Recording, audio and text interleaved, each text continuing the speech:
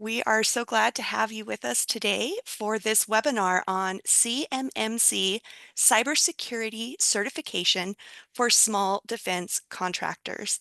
And this is a very complicated topic, so I am so pleased to have Mike Semel, President and Complianceologist at Semel Consulting here to present to you today.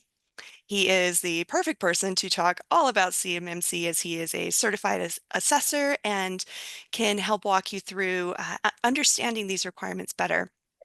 I'm your moderator, Jenny Alton, from the New York Small Business Development Center Central Office. And we also have with us today Rose Ketchum, who is Mike's colleague at Semel Consulting. This webinar is brought to you by the NYSBDC, a U.S. Small Business Administration resource partner, with regional centers at higher education institutions and outreach offices at other locations across New York State. Our free advising, education, research, and advocacy services are made possible by funding from the SBA, New York State, and our host campuses.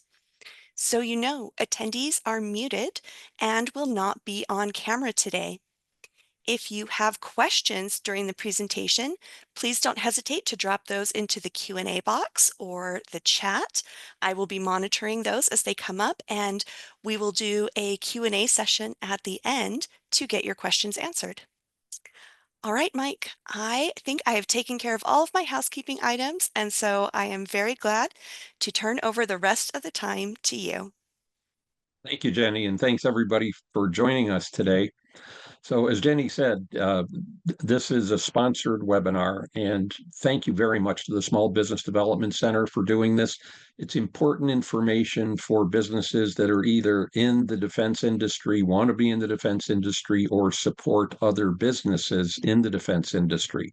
So think of this as a gift from the New York Small Business Development Center. The information today that I'm going to share is complicated, complex. There's a lot of language in here. So you may want to go back and watch this again. The webinar is being recorded and the link will be shared.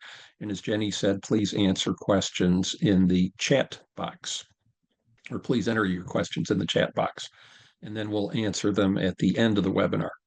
So CMMC, if you've looked at it, you know this. If you're just getting into it, you need to be warned. CMMC is a new, complex, and very confusing, unique assessment ecosystem. There's a whole new group of people and organizations that we've never had to deal with before. It's an unforgiving assessment process, meaning you need a perfect score to pass.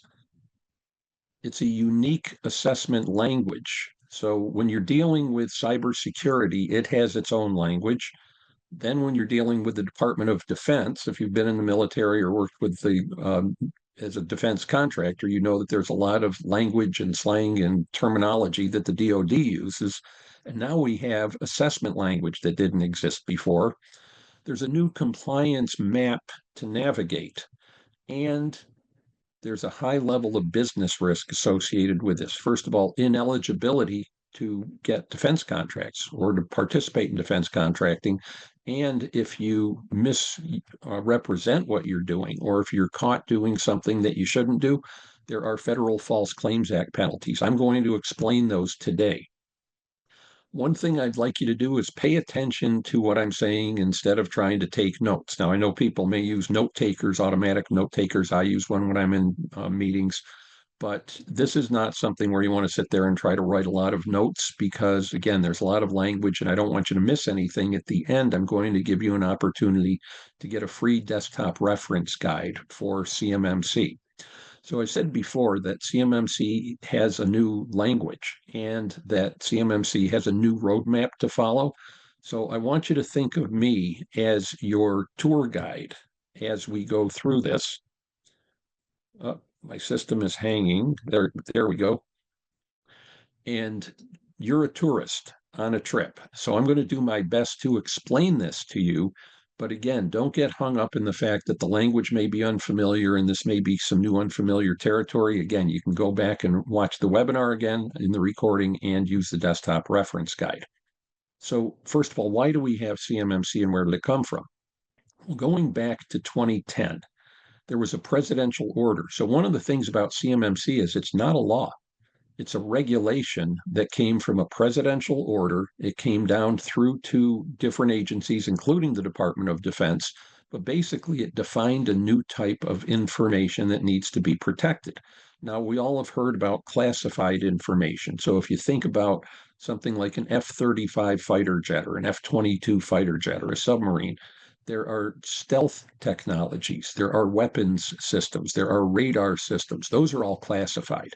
The information about those systems is highly classified. But now we have a new type of information, which is controlled unclassified information. Well, it's controlled. It means that it can't be disseminated without authorization or only to certain groups, but it's unclassified. So if you think of the fighter jet, you have the stealth technology and you have the radar systems, all that classified stuff. But then you have the cockpit, and the cockpit opens so the pilot can get in, and there's a hinge in the cockpit and there's a pin in the hinge, just like on the door to your office or the door to your bathroom. And that's the type of information that the Department of Defense does not want to have shared, but it's not classified. So that's an example. And we're going to talk a little bit more about this. In 2016, the Department of Defense included a new clause in defense contracts. So remember, this isn't a law. This is something that's added to defense contracts. And what I tell defense contractors is you volunteered for this. When you decided you wanted to sell to the Department of Defense or a specific military agency or to another contractor, maybe you're a subcontractor working for one of the larger contractors, you accepted the terms of these contracts. So there are these DFARS clauses, DFARS contract clauses. And in a defense contract, at the beginning, you'll have the specifications, what they want to buy, the quantities, and all those things. But then you're going to have all these terms and conditions that are referenced in the contract. Often it's a laundry list. It may go on for pages of single-spaced DFARS clauses. So in 2016, DFARS clause 252, 204, 7012 said that defense contractors must protect controlled unclassified information by implementing the 110 cybersecurity practices in NIST, the National Institute of Standards and Technology's special publication 800-171. That's a cybersecurity framework that was designed for controlled unclassified information. Alongside that, as a separate requirement, CUI, controlled unclassified information, needed to be stored in FedRAMP cloud services. Those are cloud services that meet the requirements to store government information. And that if there was an incident, that the defense contractor had to report the incident to the DoD, the Department of Defense, within 72 hours. There was a deadline to implement this, which was the end of December in 2017. And 81% of defense contracts included this clause. But because it was in that long laundry list of terms and conditions, there were a lot of defense contractors that missed this. It wasn't a secret. It was announced, it was in the contract, but they really didn't look at it and didn't pay attention.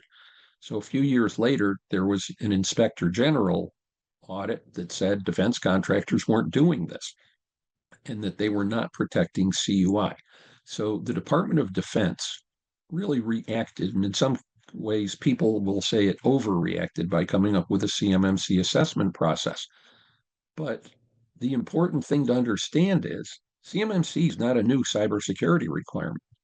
The cybersecurity requirement was from 2017. CMMC is a new assessment requirement for that cybersecurity requirement. And why is it important? It's because war is now cyber war.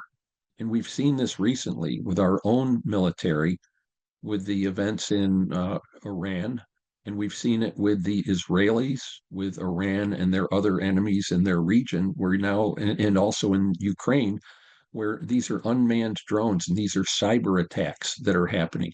And people are literally dying because of cyber, not because of traditional kinetic weapons, bombs and bullets. So it's our patriotic duty, and I don't say that lightly, to protect the war fighters that are protecting us and our way of life. by securing the data. So there's a big mission here. This is why the Department of Defense, and this is not a political thing. We know that the Trump administration came in and has done a lot of work to deregulate different industries and different categories of business. And one of the things that has surprised people is that CMMC has continued to move forward. Well, one of the reasons why CMMC is moving forward in the current Trump administration is that it came out of the first Trump administration. So this was something that defense contractors were kind of hoping wouldn't happen. It's taken 6 years to get to where we are, but it's because the government is behind this, the military's behind this, and it's one of the few bipartisan things that the Senate and our Congress can agree on, which is cybersecurity and the protection of data, and particularly to protect our war fighters. So what does CMMC protect? I explained the definition of controlled unclassified information, but there's even a broader type of information that's protected, and it's not just for the Department of Defense, it's for all government contracts, and it's called federal contract information. It's as obvious as you could name something.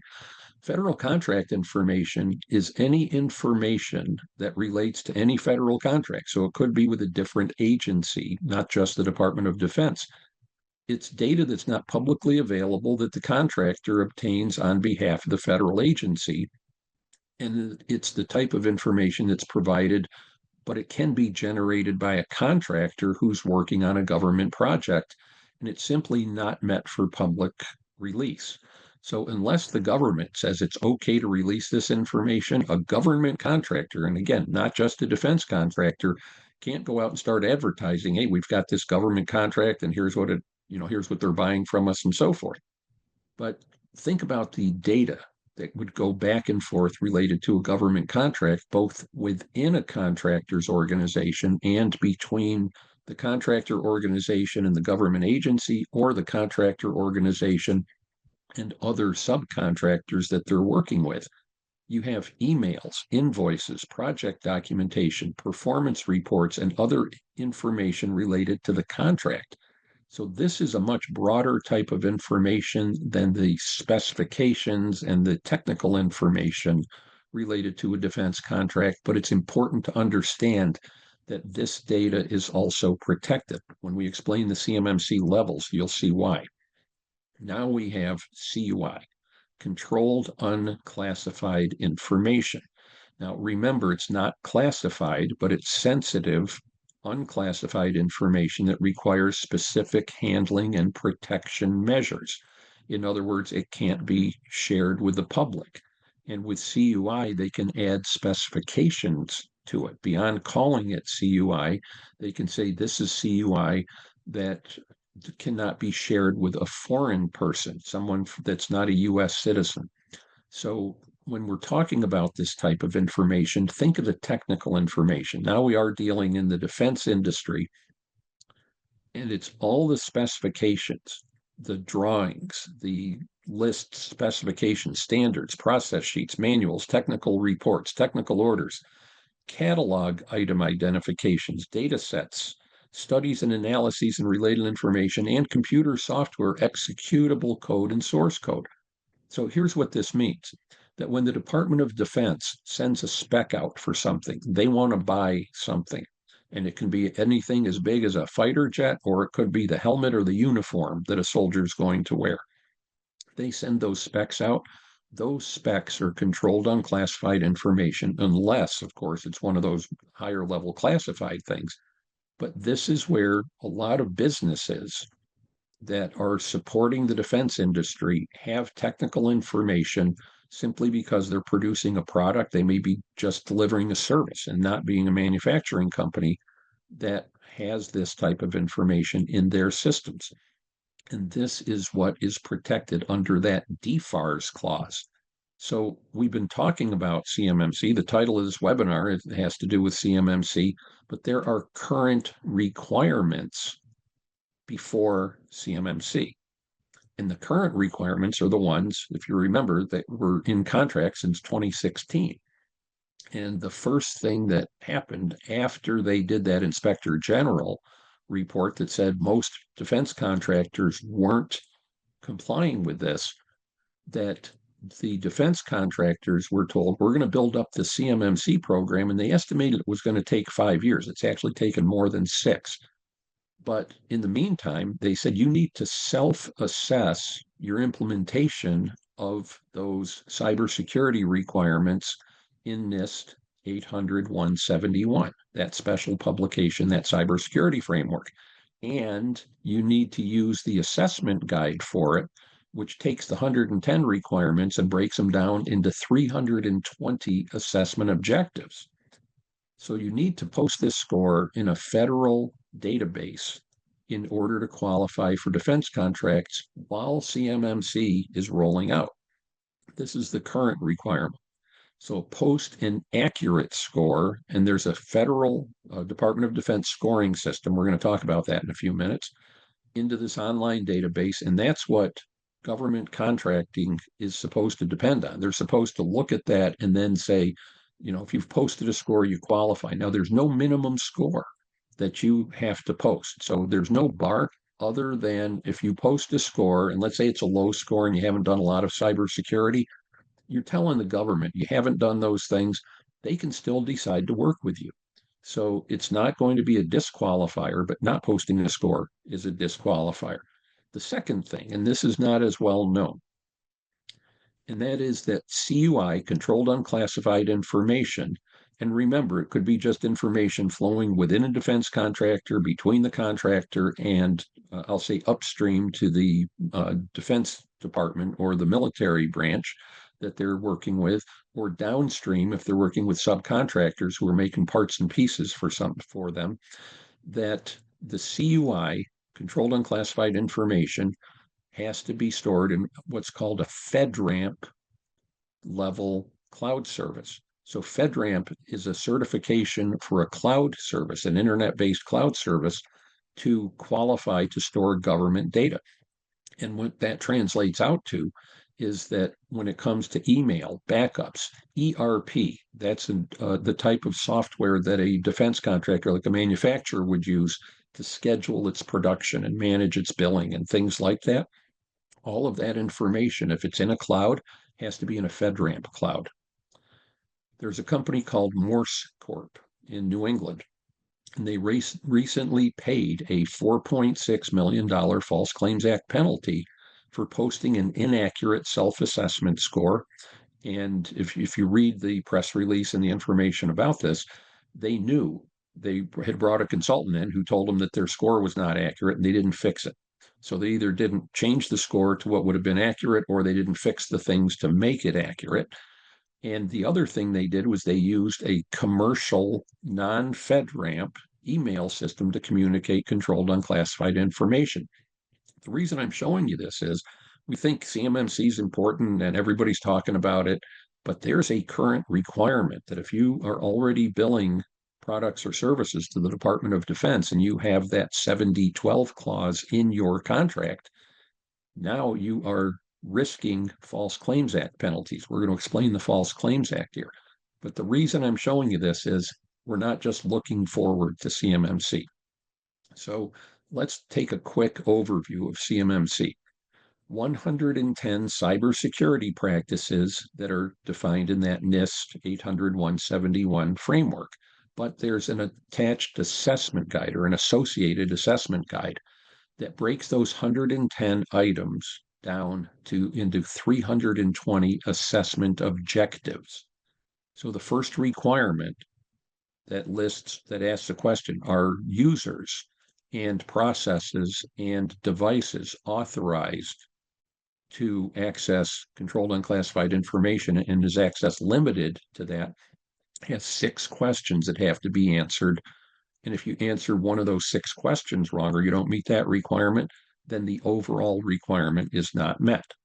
All contractors have federal contract information. I mean, it's kind of redundant. If you're a defense contractor or a federal contractor, you have federal contract information because you have a contract.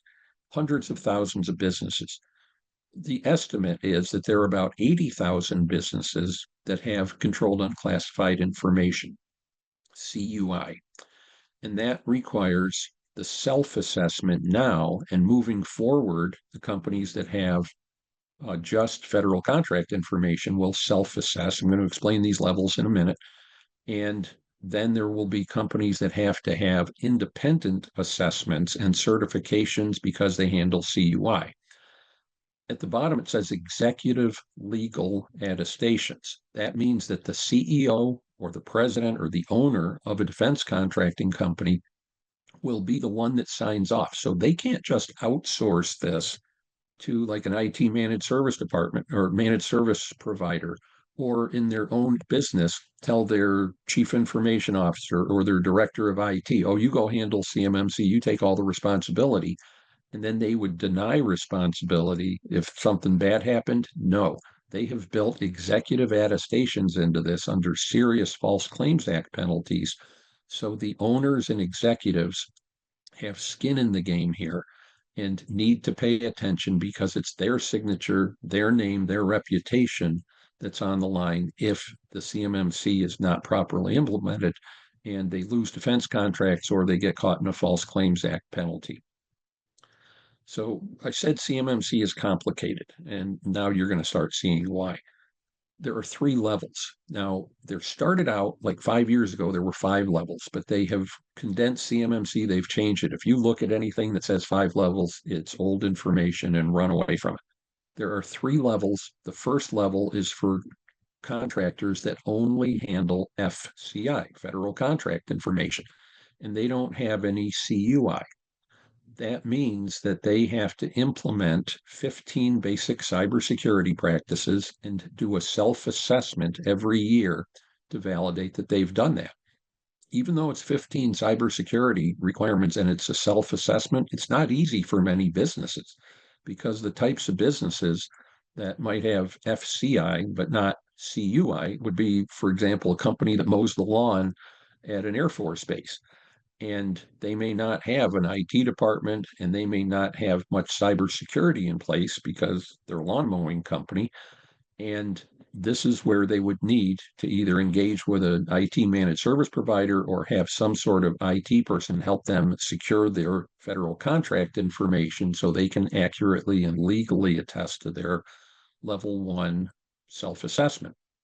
Level 2, that's the minimum if a company gets CUI, processes, stores, or transmits CUI, controlled unclassified information. Remember, they also have FCI because they have the contract itself.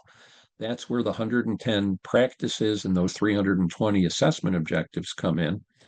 And if you have CUI, after the rollout, there will be some self-assessments allowed during the rollout, but after the rollout, every defense contractor will need to have an independent assessment every 3 years.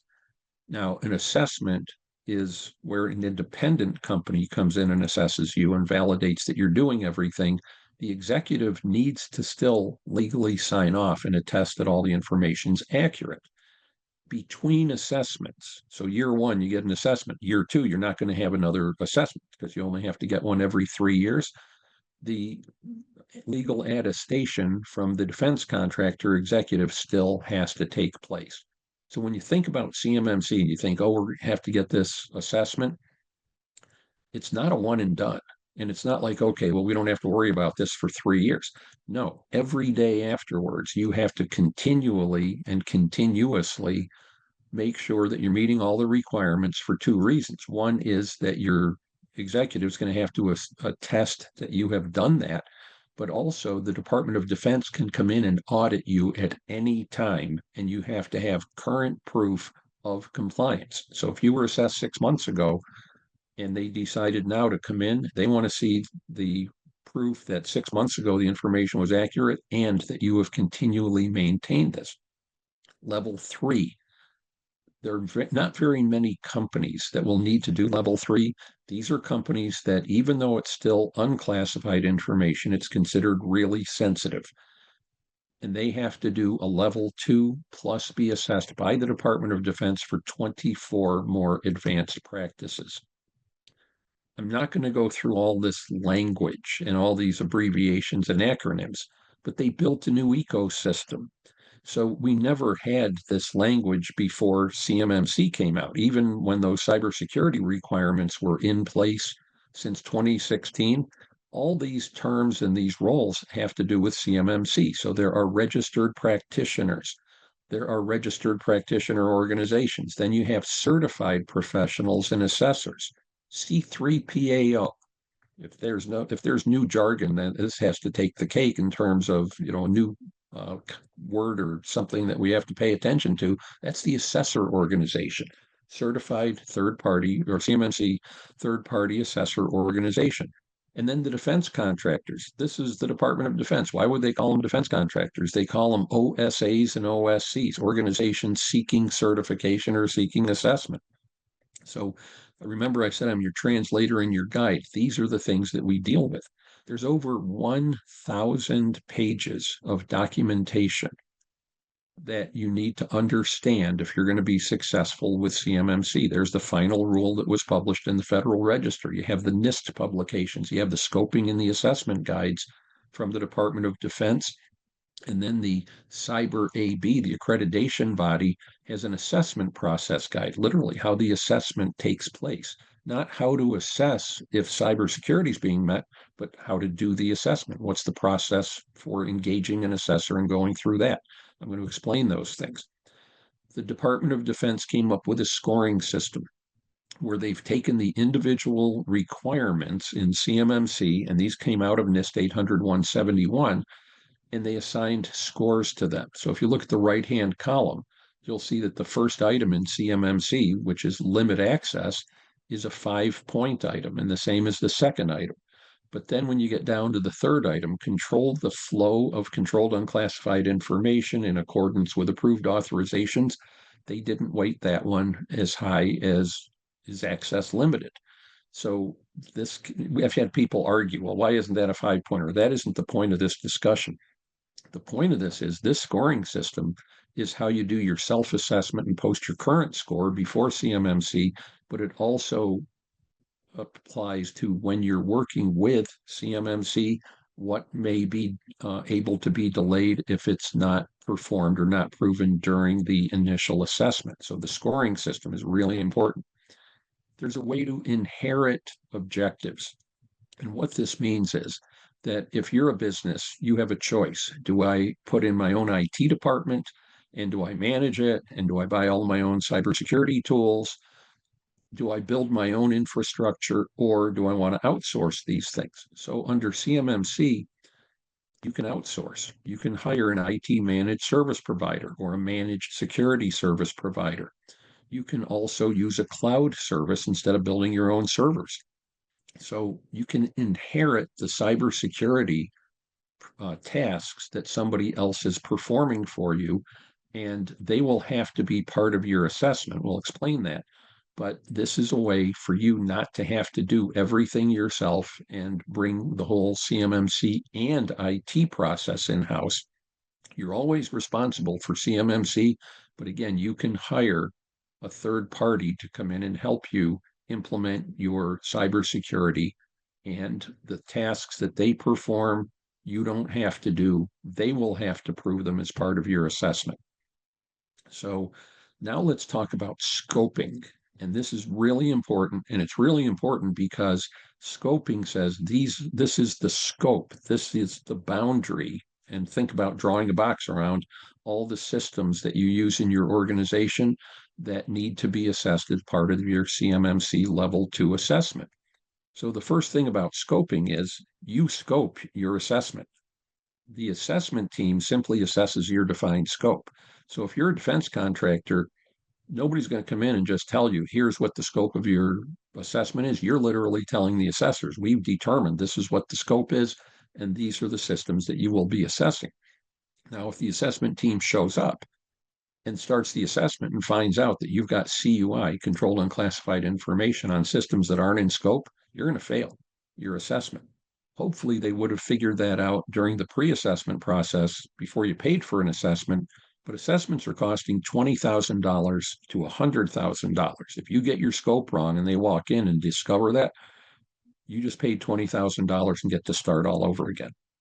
If you're certified, in other words, if you said, here's our scope, and they come in and they assess you and pass you, and you're certified, but then you get audited by the Department of Defense, or you have an incident where the DoD comes in and investigates you, and it's discovered your scope is wrong, you could be sued and they could take back money that the DoD has paid you under the Federal False Claims Act. So the penalties are pretty big if you get your scope wrong.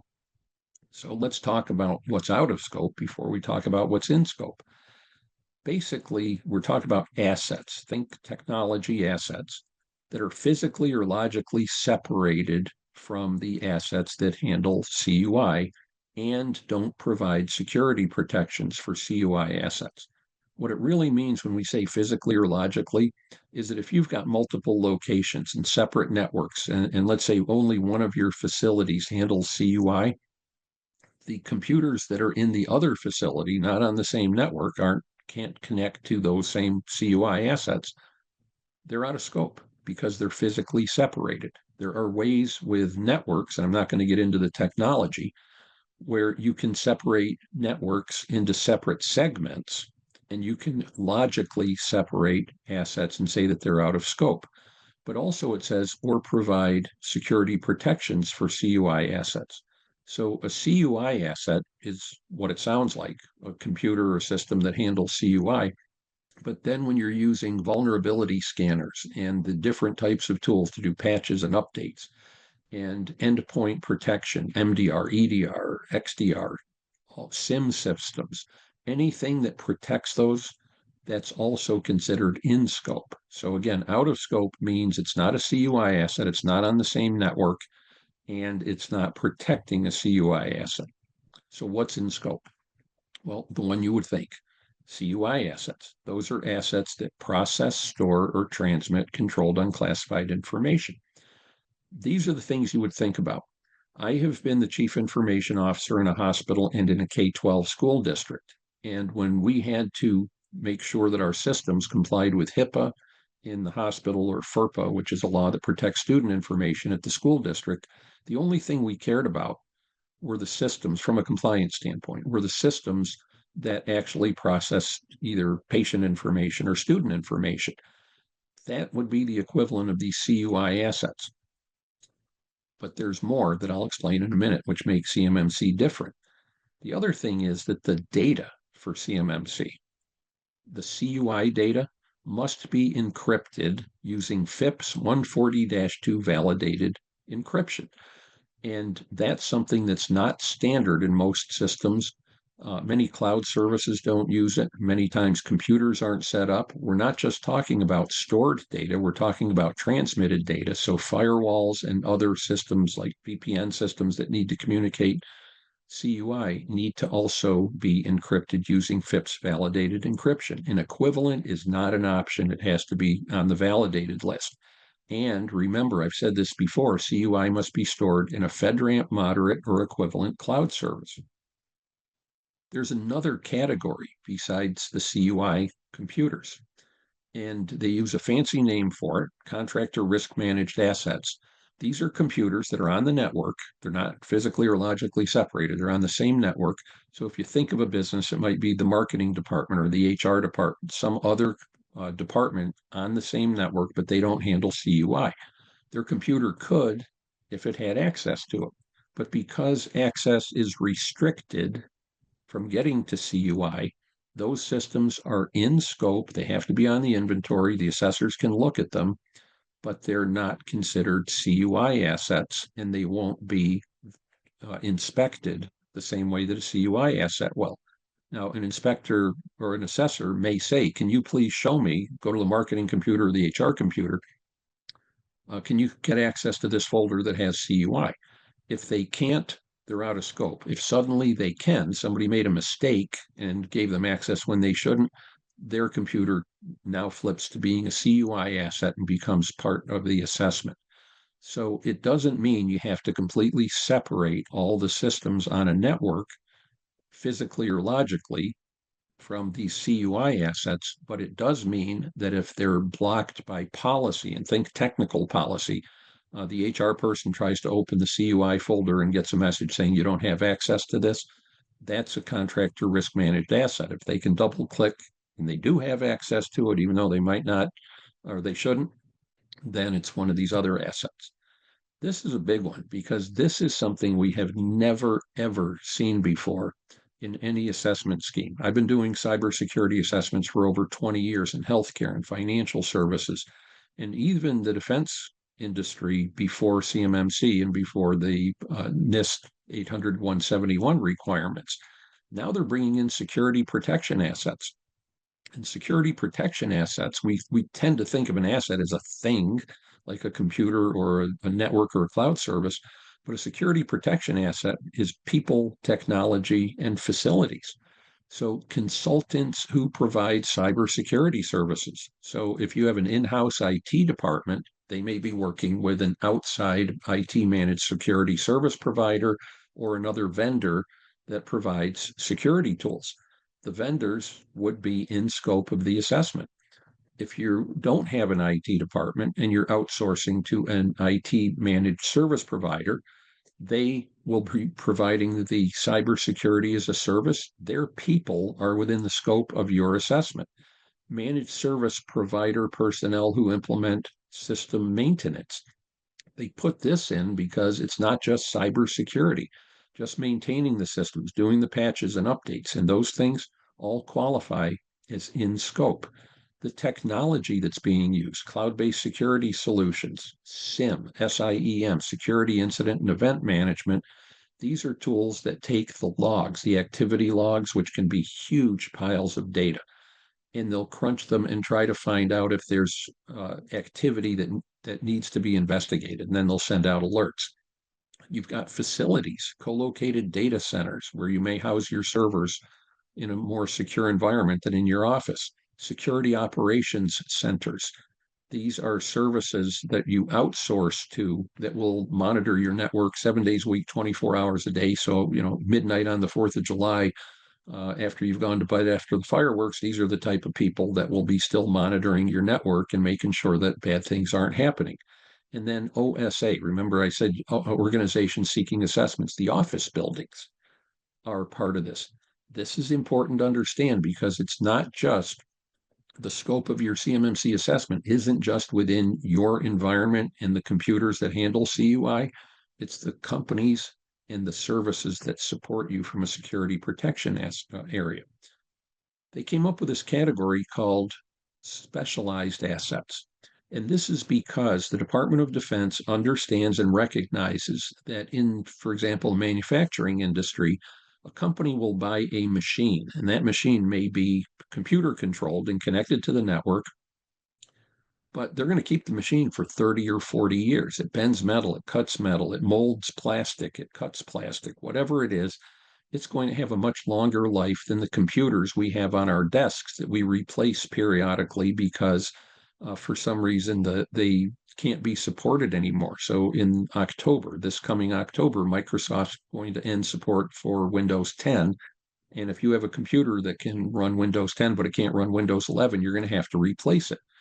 But they recognized that in manufacturing, there are computers that run these machines, the computer controlled PLCs and CNC technology and so forth, where it's going to come with the machine. The computer is a part of the kit that comes with the machine. It's going to run the machine, and it may have come with Windows XP or Windows 7 or now Windows 10. It's not supported anymore. They understand that, and what they have said is it's in scope of the assessment, but we're not going to assess it. It has to be physically or logically separated from the systems that handle CUI. And the reason for that is that we know these systems can't be secured, so we don't want them on the same network or the same network segment. So this is something that's, again, important to understand. The machines themselves have to be in the network diagram. So these devices are common, and they can be something that's on the network where you can send data through the network, or it could be something where, let's say you have a drawing and you take it, you want to convert that drawing to code for a machine that cuts plastic or metal.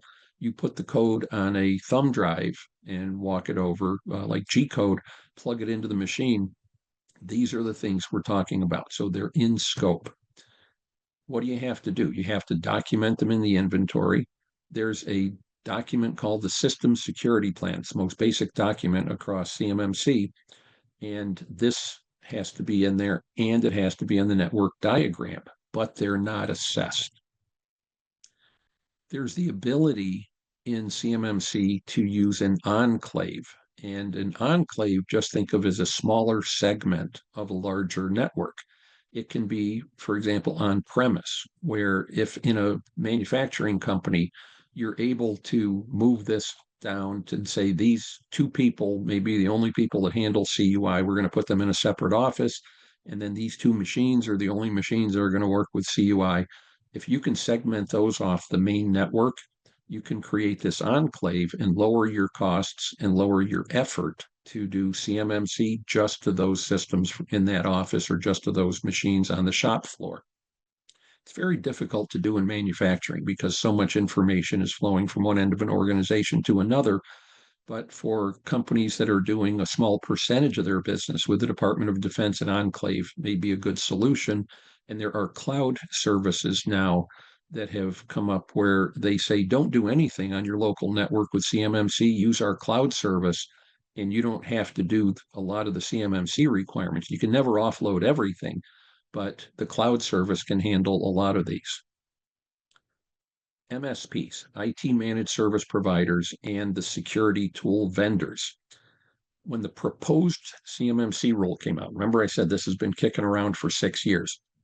They published a proposed rule that originally said if a managed service provider was supporting a defense contractor, the managed service provider would need to get the same level of assessment as their client. They changed that. They took that out. Now, the MSP's services will be assessed as part of the client's assessment.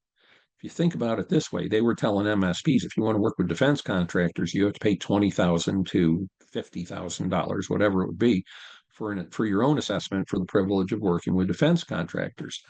What they have changed this to is they've said to the defense contractors, you're paying for an assessment anyway. If you want to use an MSP, that's fine. But we're going to make them act like they're maybe an internal IT department. They're going to be part of your assessment. So now essentially the client is paying for the MSP's services to be assessed as part of their own assessment. Security tools do not need to be FedRAMP.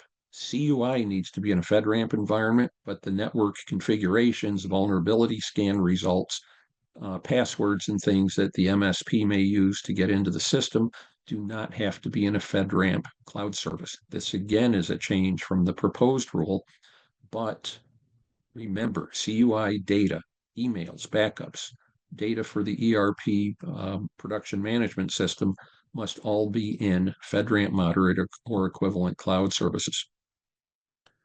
Now let's talk about the process for an assessment.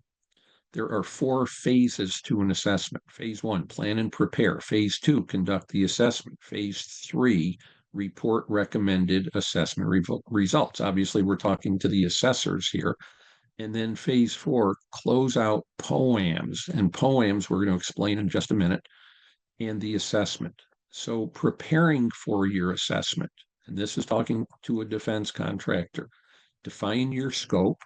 Remember, nobody else is going to do that for you. Complete your system security plan. That's the document that ties everything together. And if you're doing a system security plan, you have to make sure it gets down to those 320 assessment objectives, not the 110 practices. And you have to make sure there is supporting documentation, policies, procedures, and evidence for each one of those 320 assessment objectives. If you're working with a managed service provider, make sure that your MSP is meeting the requirements and is ready to be scrutinized, because they will literally be in your assessment. They have to show up. And when the assessors are asking questions and it's something that the MSP is doing for you, the MSP has to answer the questions. And if they fail and they can't provide the policy, procedure, evidence, all the things to prove that it's being done, you're going to fail your assessment. So this is where the MSPs are critical. I was an MSP. We did a lot of the technical work for clients and took responsibility for it, but we never had to show up for an assessment and answer questions like we do in CMMC. Consider having a staff member certified. Because CMMC is so critical to your ability to perform on defense contracts and get paid, you want to have somebody certified. And then consider an independent advisor to do to advise you on building your program, but also to do a mock assessment to ensure that you're ready before you engage with an assessor. The reason that is so important, and this is something people have said to me, I literally don't believe you. You're not telling me the truth, but I am, is that when you're in your final assessment and the assessment team's there and they say to you, you did not meet this requirement, and you say, well, what do we have to do to fix it? They're not allowed to tell you. The assessment team cannot tell you how to fix something. They can tell you you didn't meet it and which requirement you didn't meet, but they can't tell you how to fix it. That's why when you've got it, remember assessments are $20,000 to $100,000. That's why you want to pass your assessment the first time. So it's worth investing in a guide to get you there, but also to do a mock assessment of all your documentation, your procedures, your practices. Ask the questions of your MSP if you work with one, and help you close any gaps before you get to that final assessment where the assessor's just calling balls and strikes, and they're not going to tell you how to throw the ball or how to get your stance better so you can hit the ball. They're just the umpire at that point. You have to engage with an assessor organization or an assessment organization. So the Cyber AB, this is a screenshot of their website, is the accreditation body for CMMC, and they have a marketplace. So all the C3PAO, certified third-party assessor organizations, are listed there. So are the individuals. If you're looking to see if somebody has a CMMC certification, you go out to the Cyber AB, click on Marketplace, enter their name. So if you enter Semel, S-E-M-E-L, my last name, you're going to see that I'm a registered practitioner and a CMMC certified professional and a CMMC certified assessor. This is where you can validate that the people that you may be relying on for CMMC information really are certified. But this is also where you engage your assessment organization. You choose your assessment organization. You can get recommendations, but ultimately they have to be listed on this marketplace or else they're not certified to do an assessment. What's the planning? And now, again, I'm talking to defense contractors. You assign your team lead. You have somebody in your organization become kind of the spearhead for this assessment. You have to upload documentation to a portal that your assessor will give you access to. Ensure all resources, or they'll tell you how to get access to, and then you share it with the assessor so they can review the documentation. Ensure all resources will be available for the assessment. That means that you don't have your internal IT person on vacation, or if you're working with your managed service provider, you need to make sure that they are going to be available and in place when your assessment takes place. And then there's going to be an on-site visit if you have an office or if you have a factory, for example, and you work out the logistics for that. The assessment team will have a lead assessor, at least one other assessor, that would be a team member, and then there's a quality specialist in the background who's not part of the live assessment team, but they validate the documentation and submit it to the Department of Defense. So an assessment team always has at least 3 people, 2 of whom you're going to see. Some assessment teams are larger. What's the methodology? And remember, I said that this is unforgiving, but it's also a unique process. When you look at this, and I've been in the cybersecurity industry for over 40 years, I have had IT people say, well, CMMC says we have to limit access to authorized users, authorized processes, and authorized devices. Yeah, we're doing that. So let's give ourselves the 5 points on the scoring system and move on to the next thing. It's not how an assessment works, and particularly with the independent assessor, but also if you're going to self-assess, you need to self-assess at the same level that an independent assessor would commit.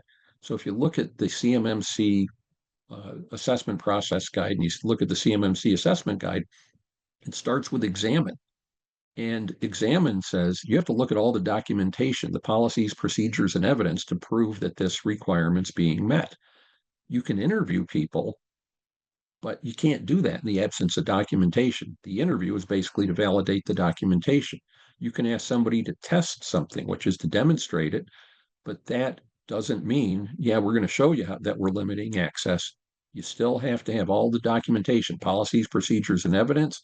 And then as part of the interview, the assessor may say, can you please demonstrate that to me? So if you say, we use multi-factor authentication, they want to see all the documentation of how that's been implemented, what tools you're using, the policy that says that it has to be done, a procedure that says how it's being implemented, and then the evidence, like the list of all the users to show that multi-factor authentication is set for them. Interview would be the questions that you might ask the person that set that up, or even ask a user, can you please tell me how you log in? And then test would be, okay, show me how you log in. But examine is about 80% of an assessment. And if you don't have the documentation, you'll not get to interview or test. The assessment itself, the documentation reviews off-site. An on-site visit is really only to verify physical security. When you walk in the door, or is the door locked, or visitors escorted, are systems positioned so that unauthorized people can't see what's on the screen. Interviews can be remote or on-site, so remote being like a Zoom meeting.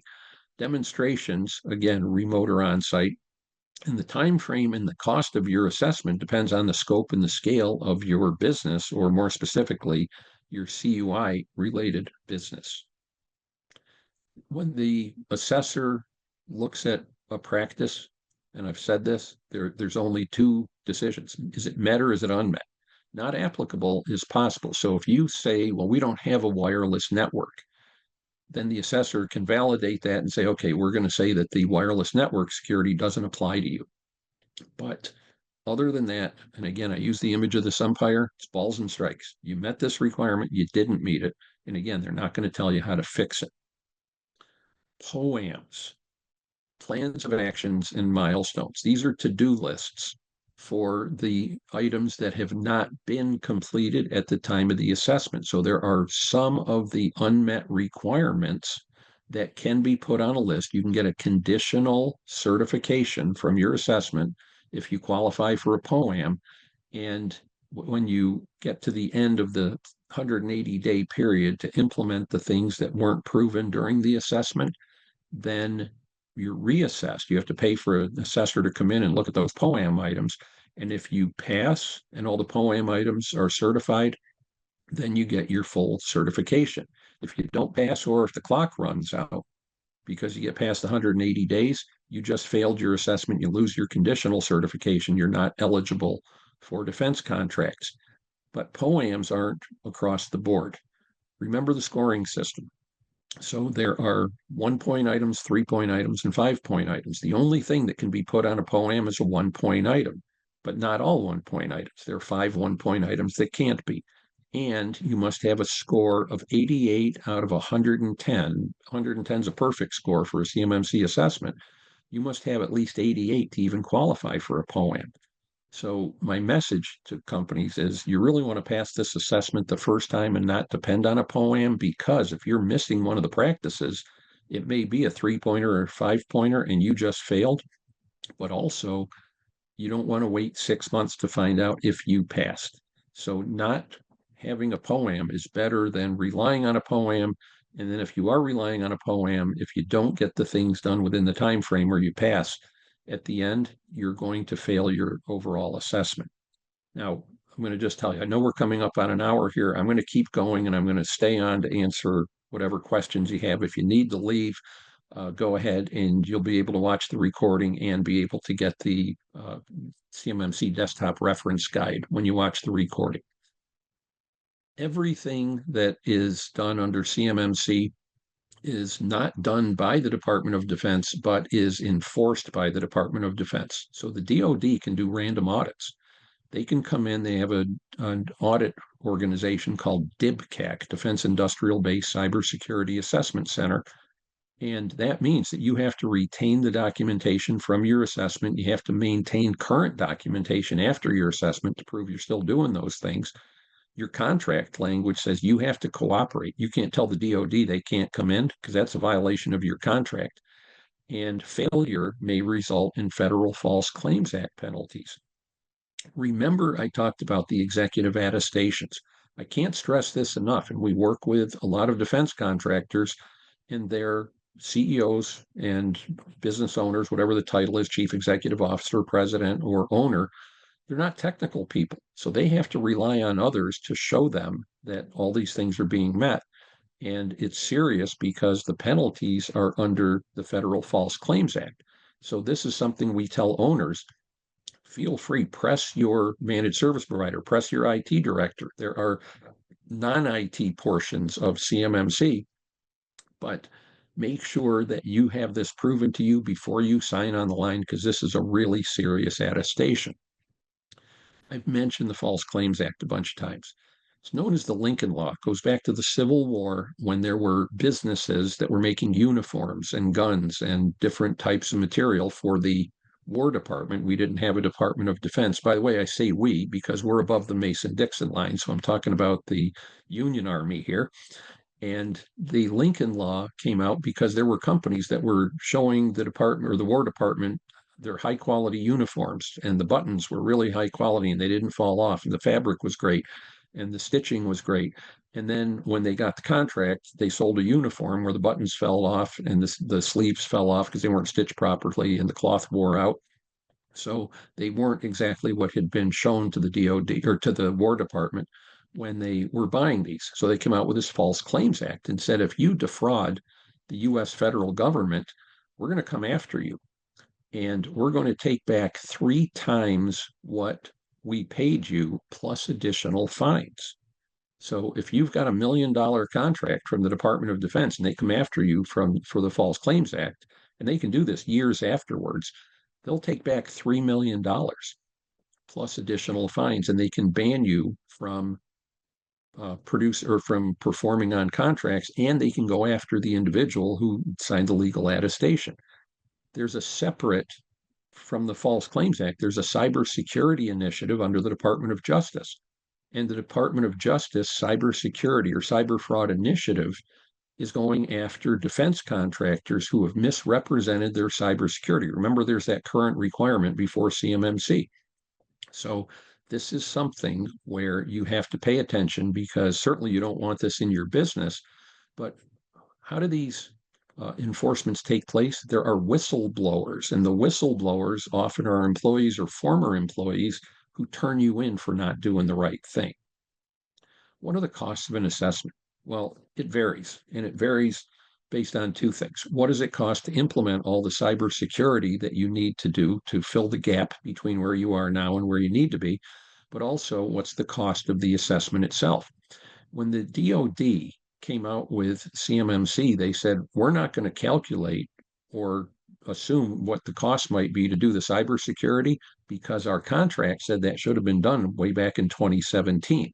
So when we look at these costs, these are only the costs for the assessment, and this is for preparing for the assessment, using your internal resources or third parties to do the assessment. And for a small business, it's over $100,000. That's not necessarily the cost to the assessor, but it's the cost to preparing all the documentation, preparing your business, but not buying any cybersecurity tools or additional things that you should have done going back to 2017. On average, it takes 12 to 18 months to prepare for a CMMC level 2 assessment. And we've seen this. We've seen clients that have taken 3 to 4 years to get to where they need to be. And CMMC is going to start being in contracts this year. We expect there's one more rule that has to be published in the Federal Register, and that should be coming probably in the next 60 days. And that means that contracts will start seeing or having CMMC in them.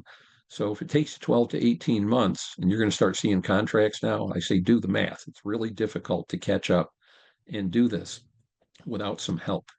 So when you're looking for help, who do you listen to? When they came out with CMMC and they formed the CMMC accreditation body, they didn't fund it. The Department of Defense didn't fund it. They said you need to be self-sustaining. So the accreditation body came out with this training class, and it's not a certification, it's a designation called Registered Practitioner. I took this about 5 years ago. It was about 6 to 8 hours of self-paced video training. I passed an online test. They did a background check on me, but just a basic background check. And this was something that they said was going to get me to the point where I could prepare businesses to pass their CMMC assessments. I believe that. until I decided to go further and I took the CCP class, CMMC Certified Professional, 4 days of full-time training. It was a deep dive into CMMC. Then I had to pass a 3.5 hour test at a secure testing center. So it wasn't this online quiz where I could go back and look at the material. I had to sign the code of professional conduct. And then they did, and right now, I looked this up the other day, there are just under 1,000 CCPs. Then I decided to become an assessor. What I learned in the CCP class was how little I had learned in the RP course. Then I became an assessor, another 4 days. You have to be a CCP first, a certified professional, before you become an assessor. Take another 3.5 hour test on the assessment process. They did the background check was actually done when I was a CCP, but I had to prove that I had years of existing assessment experience, and I have to prove that I had another cybersecurity certification besides CMMC. There are about 430 assessors across the world right now. So the reason that I bring this up is that, first of all, registered practitioner, and I am one, so I'm not trying to insult anybody, does not have the enough knowledge unless they have done additional study. But you want to work with a CCP or even a CCA if you're going to have someone advise you and coach you on CMMC, because they're going to have a greater understanding. If you're not a CA, if you are an RP and you're not a CCP, I encourage you to become one, because you're going to find out that there is more information available and more knowledge available, and you probably have the same revelation I had, that registered practitioner wasn't enough. If you want to find an advisor and see who is certified, you can go out to that same marketplace at the Cyber AB where you find the assessment organizations and just click on the box for registered practitioner or CCP, certified professional, or CCA. And you can bring in a certified professional, registered practitioner, or even an assessor to guide you. Now, if I'm an assessor and you hire me as a guide, it simply means I can't be on your assessment team, because that would be a conflict of interest.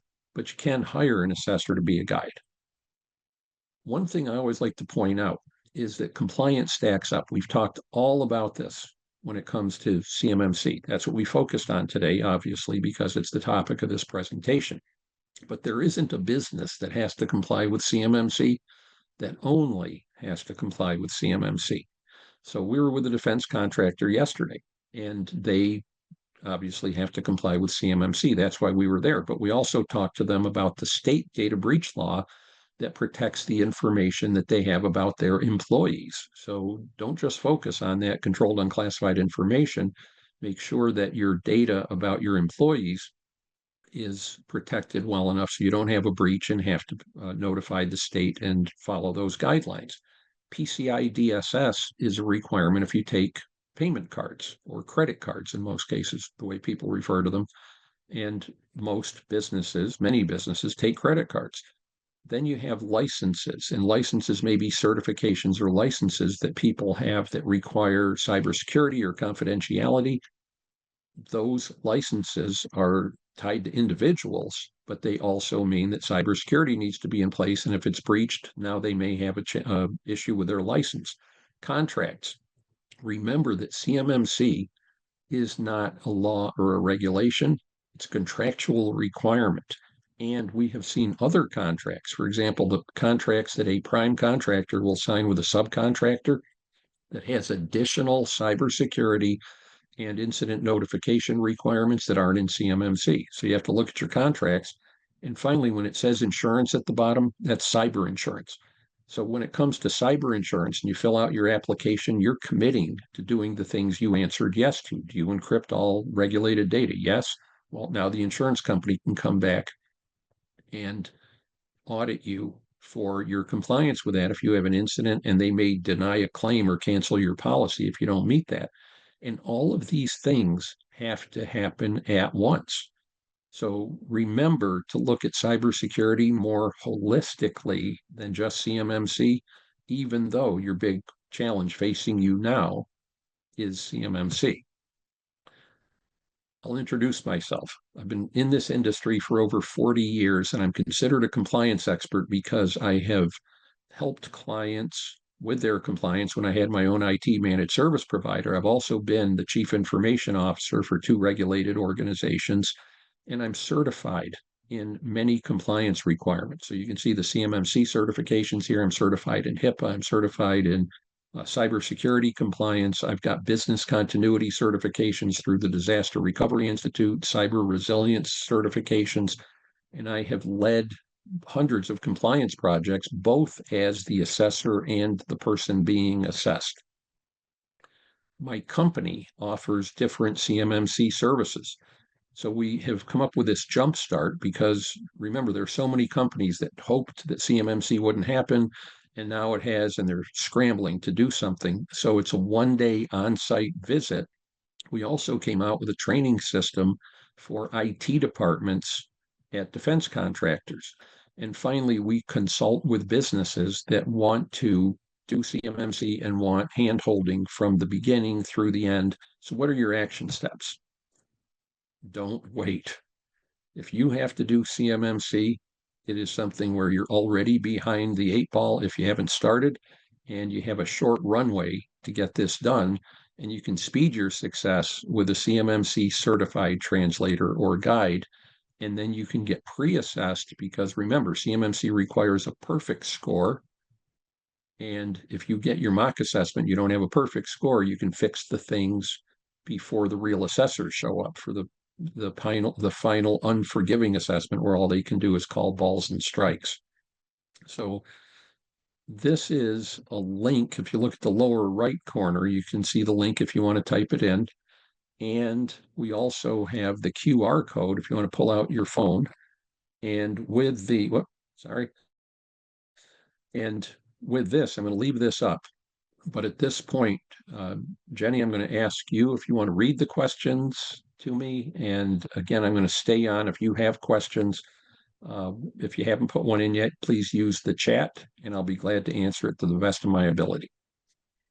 Thank you so much, Mike. Fantastic information on a very complicated topic, and you made it understandable. So very, very appreciated. We do have some questions, and again, please remember to drop any further questions that you might have in the chat. We'll answer those here in the next few minutes. So the first question, we did have someone ask, I know we're sending out the recording. They had asked about the PowerPoint, and I don't know if all of this information that you've covered today is already in that desktop guide or what, but what's in that desktop guide that you're sharing? So most, if not all of the information's in there, but I have no problem sharing the slide deck. So I'll tell you Okay. what, if you want to go online and do the desktop reference guide, we'll have your email address and we will email out, or Jenny, I can provide it to you, a PDF of this, and you can share it with the recording. So yes, I have no problem sharing the slide deck. Okay, fantastic. Thank you. All right, our next question. Do contracts with state and oh goodness, excuse me, state agencies that have federal funding have to comply with this requirement? Uh, Maybe. Okay. And the reason I say maybe is I haven't seen too many state contracts that tie to the Department of Defense. There are a lot of state contracts I've seen that tie to other agencies, Department of Education, Department of Health and Human Services, where there are regulations that flow down. But when you think about this, CMMC is a flow down requirement. And if you look at those defense contract clauses like the 252-204-7D12, it says that if you're required to do CMMC and you bring in a subcontractor, that you have to flow those requirements down to them. So the answer would be yes, that if there's a state contract that somehow is tied to the Department of Defense and the state contract requires the cybersecurity, it would flow down underneath that. It's a great question. And the reason I'm saying that is that this is where, when we go into an organization, we're not just asking, do you have to comply with CMMC or some other regulation? We're asking to see their contracts to see what the cybersecurity requirements, and I don't care about the quantities and what the products or services are, the pricing. I'm looking for cybersecurity requirements and compliance requirements that are often in contracts.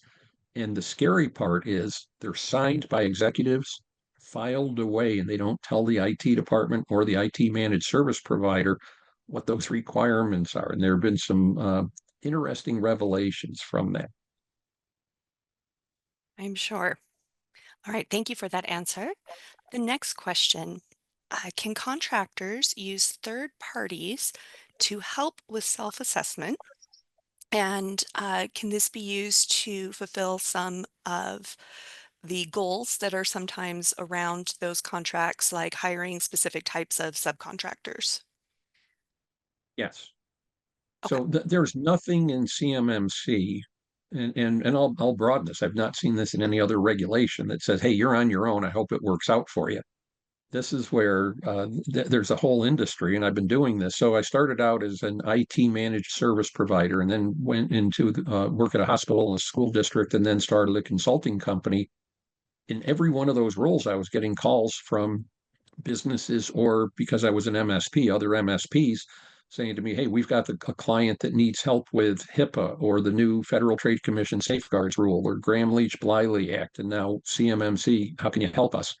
There's always been an industry of advisors, and I don't know of anything that says that you can't do it. The only restriction on me as a CMMC assessor advising is that I can't advise a company that I have assessed. If I've been on the assessment team, that also means like during the assessment, I can't tell them how to fix something. And if I'm your advisor, I disqualified myself from being on your assessment team. So if you called the C3PAO, an assessor organization, and they had my name on the list of assessors that they work with, you wouldn't be able to include me in your assessment because I'm your advisor. That makes sense.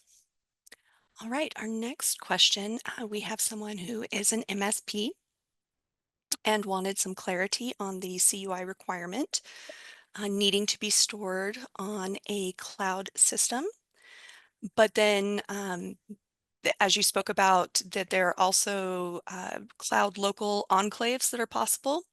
So this person's question was, are we to be actually required to store all IP on a cloud service? When you say IP, I'm not quite sure. I mean, normally it'd be intellectual property, but Right. let's go back and talk about the two types of data that Okay. are covered within CMMC. So we have CUI. I'm sorry, three types of data. Let's start with federal contract information, FCI. Then we have CUI, and then we have security protection data. And I'm going to answer this question for an MSP, and I may use jargon that civilians may not understand, but I think the MSP will. So, federal contract information is just generic information about the contract, the quantities, the what's being purchased, and all the communications, the invoices, emails, and all that stuff. That does not need to be FedRAMP. So you can use regular Microsoft commercial email, for example, if you're going to be communicating that, and it can be stored in any cloud and it can be backed up to any cloud service. When we get to CUI, we have a lot of restrictions. So CUI must be in a FedRAMP cloud service. And that doesn't mean, anybody that says, yeah, I think we are, or I just saw something recently where an MSP said to me, well, our cloud service is FIPS 140-2 encrypted, so we don't have to do FedRAMP. No, those are not exclusive requirements. You have to do both. So the cloud service has to be FedRAMP validated or FedRAMP moderate or equivalent. And there's a whole new way to manage the equivalency, which would take too long to explain. But when we're talking about CUI, it has to be in FedRAMP. That means email has to be FedRAMP, such as Microsoft GCC High. That's a service which looks and feels like Microsoft 365 commercial email, but it's in a government cloud. When you're dealing with an Azure, for example, where servers are built, would have to be built in GCC High, the government cloud for Microsoft. One of the big issues when it comes to MSPs is backups, because a lot of MSPs use online backup services to back up their clients, and the backups of production data have to meet the same level as the production data. So CUI needs to be in a FedRAMP backup service. There are very few, and I'm not going to name names, but you'll know the names of all the popular ones in the commercial industry. They are not FedRAMP. You can't use regular commercial backups for CUI. And then third-party software. What I mean is software that, like, the MSPs don't generally support, the ERP solutions, enterprise resource planning, which is the production management and the accounting systems for manufacturers. They have to be FedRAMP. And we were just working with a client who's using a popular ERP system that's not FedRAMP, and they are now coming to terms with the fact they have to change their ERP system. That was FCI and CUI. Last thing, security protection data. The configurations of the systems, the passwords you use, the results of vulnerability scans, the reports that come out of SIM systems, that's all known as security protection data, not the CUI itself, but the systems that protect it. In the original CMMC proposed rule, it said that they had to be FedRAMP. That changed in the final rule, and they don't have to be. So your RMM tool for remote monitoring and management, your PSA, your ticketing tool, your GRC tool for helping clients manage their compliance do not have to be FedRAMP, but the CUI does. Thank you for that very detailed answer for our MSP. So here's one more question. Are TSA and CCI, do they fall under the similar rule? Do you know? It's a great question, and the answer is maybe soon. And the reason I'm saying that is that when we talk about CUI, the Department of Defense has a category within CUI, but the Department of Defense isn't who defines CUI and oversees it. It's the National Archives, NARA, the National Archives and Records Administration. So everything we talked about today, when we were talking about the plans and the specifications, that came out of NARA, the National Archives CUI definition of defense technology information. There are other agencies, obviously, in the federal government. You have Department of Homeland Security, Department of Commerce, Health and Human Services, uh, Department of Education, maybe, but sounds like that's going out the door. But what I'm saying to you is that there are other definitions of CUI. So with Department of Education, they have told college financial aid offices that the financial information they share about student loans is CUI. When we're looking at DHS, Department of Homeland Security, that's where TSA comes in, there are classifications of CUI. However, those agencies have not adopted CMMC. There's already been a discussion between the Department of Defense Chief Information Officer and the other cabinet members, and they're really saying that the DoD is kind of being the test bed for CMMC. Once it's all in place, once it's in contracts, once the assessments are moving forward, the assessments have already started, then the other agencies should adopt it. So right now, there are no things other than what may be in a specific contract, but we're assuming that CMMC, and from an assessor standpoint, I'm hoping that CMMC is going to extend beyond defense contracts to contracts with other agencies. Well, very good information to know and for which people can begin to prepare. All right, Mike, I thank you so much. I know we're a few minutes over time but we started a couple minutes late with the technical difficulties, and just thank you for your generosity with your time, with your expertise today. We are just really grateful, and like you said at the beginning, it's a gift to people to whom this whole framework applies, and we appreciate you for providing that gift that we were able to distribute to some folks today. And so we will wrap up. Thank you to everyone who attended. Thank you for your great questions, and we appreciate you so much as well. Mike, do you have any last words for us today as we wrap up? Other than thank you for doing this, thank you for inviting me, and thanks to everybody who wanted to learn more about CMMC. Well, it's been a pleasure, and then I will wish everyone a fantastic rest of your day. Bye-bye.